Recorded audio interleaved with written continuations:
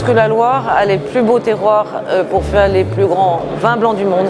Et je pense que ces vins sont méconnus. Mon idée, c'est justement de réunir les plus grands vignerons, 52 très grands vignerons. C'est une dégustation de haut niveau. Ça n'a jamais été fait et pour les professionnels, c'est hyper intéressant.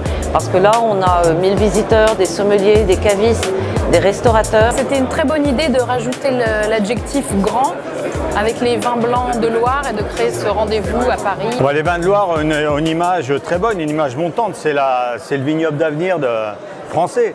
C'est une image qui monte. Au départ, on était considérés comme des petits vins et je pense qu'aujourd'hui, on commence à avoir une stature de beaux vins. On aime bien dire que c'est peut-être les meilleurs rapports qualité-prix aujourd'hui qu'on puisse trouver en France. Ça ne plaît pas toujours aux viticulteurs parce qu'ils aimeraient bien qu'on valorise un peu plus leur vin. C'est vrai que c'est un bon rapport qualité-prix, mais c'est un bon rapport en notre défaveur dans le sens où nous, pour le travail qu'on réalise, la qualité du travail qu'on réalise, c'est un peu juste. Bon, surtout ici à Paris, la Loire c'est plutôt des petits vins sympas. Bon, ça a un côté pourquoi pas, mais il n'y a pas que ça. Donc voilà, on veut montrer aussi qu'on a des grands terroirs. C'est un terroir qui est magique, hein. C'est vrai que je dirais du muscadet jusqu'au pouilly fumé, Sancerre, en passant par les Savenières, les Côtes du Layon et tout ça, c'est quelque chose de magique. Il y a un éventail de vins incroyable avec des caractéristiques qui sont hyper différentes, qui peuvent s'adapter pour n'importe quel repas et puis surtout à tous les prix.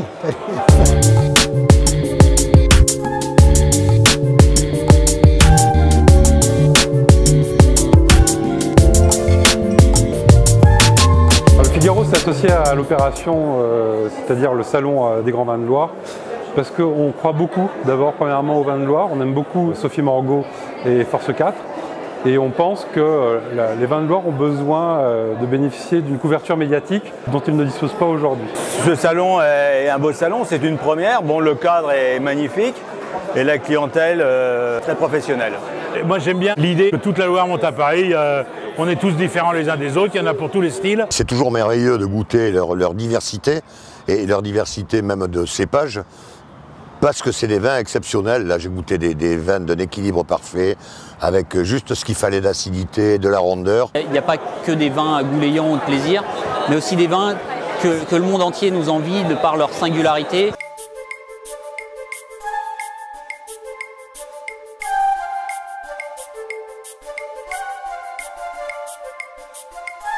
Je suis très étonné quand même, on est mardi et il y a quand même pas mal de professionnels, donc c'est déjà un point positif. C'est un salon qui a une très bonne tenue, une très belle fréquentation professionnelle. L'avantage aujourd'hui, c'est que nous avons les plus grands surtout. Et ça, pour nous, c'est hyper important. On n'a pas arrêté, on a fait de belles rencontres, on a vu des grands sommeliers, on a vu beaucoup de cavistes. Et voilà, beaucoup de gens de la presse également. Il nous faut des courroies de transmission entre les amateurs de vin, les prescripteurs et puis les vignerons. Donc Force 4 en est une. Là, les vins de Loire, c'est un pari. C'est un pari qui visiblement est gagnant, parce que quand on voit le monde qu'il y a aujourd'hui, on voit que ça a répondu présent.